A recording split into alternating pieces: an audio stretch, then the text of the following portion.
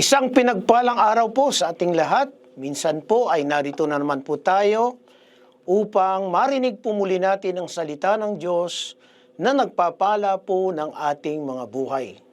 Dito po sa ating programang Araw-Araw ay Pagpapala, ay ating pong natutunghayan ang kabutihan ng Diyos at patuloy nating nararanasan ang Kanya pong pag-ibig at ang pag-iingat at ang pagkalinga po sa atin. Kaya napakalaga po na patuloy po tayong makarinig at mapagpala po ng Kanya pong mga pangako po sa atin. So ngayong araw na ito, ay nais ko po kayong batiin ng isang pinakamasayang araw o pinagpalang araw. Ang bawat isang narito ngayong umagang ito. Salamat po sa Diyos sa araw na ito. At tayo po ay nagkaipon-ipon muli upang tayo po ay mapagpala ng Kanyang mga salita. At tayo po ay manalangin. Panginoon, marami pong salamat. Ngayong umagang ito ay dalangin namin na kami po ay pagpalain nyo. Na sa amin pong pakikinig ay buksan nyo po ang aming mga puso at muli pong makatanggap po muli kami ng pagpapala na nagmumula sa iyong mga salita. Salamat po, Ama. At kuberan nyo ng iyong banal dugo ang programang ito at ang buhay ng bawat isa. And may your blessing continually flow and your manifest presence, Lord, will be experienced today in the mighty name of Jesus Christ. We pray. Everybody says, Amen. So mga magulang mga kapatid, ang aking pong ibabahagi ay mula po sa aklat ng Isaiah chapter 66. At nais ko po itong basahin ngayon pong araw na ito. Sabi po rito, Thus said the Lord, the heaven is my throne and the earth is my footstool. Where is the house that you build unto me, and where is the place of my rest? For all these things hath mine hand made, and all those things had been, said the Lord. But to this man will I look, even to him that is poor and of a contrite spirit, and tremble at my word. Alam niyo po, itong talatang ito ay buhay na buhay po sa akin personally, sabagkat it's been a promise ng Lord po, no? Lalo na po yung nakita ko po rito yung tatlong mahalagang sangkap upang pagpalain po ng ating Panginoon. Tandaan po natin, God has no favorites, but He look at our hearts. Sabi po ng banal na kasulatan, siya po ay nakatingin hindi po sa panlabas na anyo po natin, bagkus siya ay nakatingin sa puso po ng tao. Hindi po siya kagaya ng tao na nakatingin po sa panlabas, bagkus ang tinitingnan ng Diyos ay ang laman po ng ating mga puso. Dito po sa talata ito ay makikita natin na ang Diyos ay naghahanap ng mga taong nais niyang pagpalain. Of course, ang bawat isa ay nais pong mapagpala ng Diyos. But in this passage, makikita natin yung three basic requirements how God bless people. Unang-una, sabi po rito, but to this man will I look. Ito po ay ang tinig na marinig natin mula po sa bibig na propeta Isaias nang Diyos po ay naghahanap. Unang-una, number one, sino pong hinahanap ng Panginoon? Sino-sino po ang mga pinagpapala ng Diyos? Sabi niya, number one is a man that is of poor or humble heart.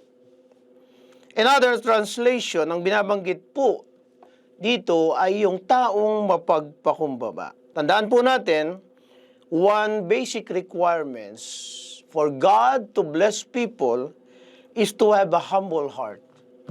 Mababasa po natin yan sa aklat po ng James chapter 4 verse 6. Sabi po roon, but He give more grace, but God resists the proud, but give grace unto the humble. Humility, napakalaga po yan sa buhay po natin. Dahil ang humility po ay hindi po natin yan makikita sa panlabas na anyo ng tao, but only God can see perfectly the condition of our heart. Kaya nga po, ang mata ng Diyos ay nakatunghay doon sa mga taong may pusong mapagpakumbaba. Because the Bible declares that God opposes the proud. Pride is the opposite of humility. Kaya, magmukha tayong mabait, pero ang puso natin ay punong-puno ng pagtanggi sa Diyos o punong-puno ng pride, ay asahan na po natin na hirap po talaga makakilos ang Diyos sa ating mga buhay. Pangalawa, a man with a contrite spirit. For to this man will I look, to the man who has a contrite spirit. Ano pong ibig sabihin ng contrite spirit? Ito po, contrite spirit ay hindi lamang nalungkot sa kanyang kasalanan, bagkus nagnanais siya na mabago at maitama ang kanyang buhay. A man who is willing to be changed. That is a man with a contrite spirit. Ang isang sinabi ni David sa aklat ng Psalms 51 ay, sabi niya, a broken spirit and a contrite heart, God will not despise.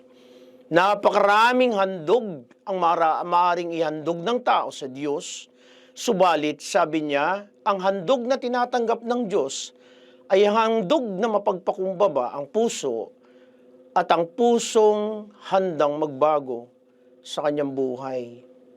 Mga kapatid, maging sa salita ni David ay maririnig natin, sabi niya, the Lord rewarded me according to my righteousness. So, hindi ka lang nagpapakumbaba, ngunit sa iyong pagpapakumbaba ay nagnanais kang mabago ang iyong buhay, ang iyong puso, and you are 100% willing to change. Yan po yung hinahanap ng Diyos. Hindi lamang yung umiiyak at lumuluha at nagiging suki ng altar call, kundi bagkus, handa mong mabago ang iyong sarili at handa kang tumilikod sa iyong makasalanan at handa mong kapuutan ang masasamang bagay at mga bagay na hindi po nakakalugod sa Diyos. Yan po ang taong merong tinatawag na contrite spirit. So humble and a man who is willing to change. Number 2. And number 3, one of the basic requirements to be blessed by God is, sabi ng Bible, to those who tremble at my word.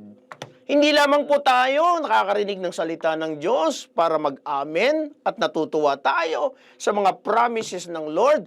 Bagkus kapag narinig natin ang salita ng Diyos ay tayo po'y nagkakaroon ng panginginig at banal na takot na kapag narinig natin ang kalooban ng Diyos, Panginoon, handa ko itong tanggapin, handa akong sumunod sa iyo, handa akong magpasakop sa iyong banal na kalooban. At ang sabi ng Proverbs 1:7, the fear of the Lord is the beginning of wisdom. Kasi marami hong nakikinig ng salita ng Diyos eh. Blessed na blessed tayo sa mga promises, pero pagdating po sa pagtatama ng puso natin, hindi ko po alam, but a person who tremble at His word, sabi ng Bible, ito ang tinitingnan ng Panginoon. Kaya po ngayong araw na ito, nagpapasalamat tayo sa Diyos na minsan pa ay pinagpala po tayo ng Kanyang salita. At ang pagpapala ng Diyos ay hindi lamang ang kalusugan, hindi lamang ang material or financial blessing, hindi lamang ang revival, lalo na ang pagbabago ng buhay natin. One of the greatest miracle we can receive from God is the miracle of change. Sa mga magulang, mga kapatid, ngayong araw na ito, 3 bagay lang ang kailangan natin gawin upang tayo ay tingnan ng Diyos. At sabi nga ng banal na kasulatan sa aklat mo ng Kroniko, the eyes of the Lord run to and fro to see Himself strong, in behalf of them is loyal to Him. So humility, a heart that is willing to change, and a man who tremble at His word. So pagpalain po tayo ng ating Panginoon, at nawa ang salita niya ay mag-sink in sa puso natin, because we believe that the Word of God changed every people's heart. Panginoon, maraming salamat sa araw na ito. Baguhin niyo po ang puso namin, baguhin niyo po ang aming pananaw, at tulungan mo kami to submit to your perfect will and to submit to your word, Lord, and to have the fear of God in our hearts. Salamat po, Lord, na sa bawat pagbabagong ginagawa mo sa buhay namin, ay hindi lamang namin nakikita ang pagbabago ng paligid, kundi nakikita namin na iyong kamay na handa po kaming pagpalain sa aming mga buhay. Salamat po, Ama. Ito pong aming samud dalangin. Sa matamis na pangalan ni Jesus, ang lahat ay magsabi ng Amen and Amen. Maraming salamat po sa inyo pong pagtunghay. Nawa ay pagpalain tayo ng ating Panginoon, and may the good Lord continue to bless you more and more. And again, see you tomorrow. God bless you.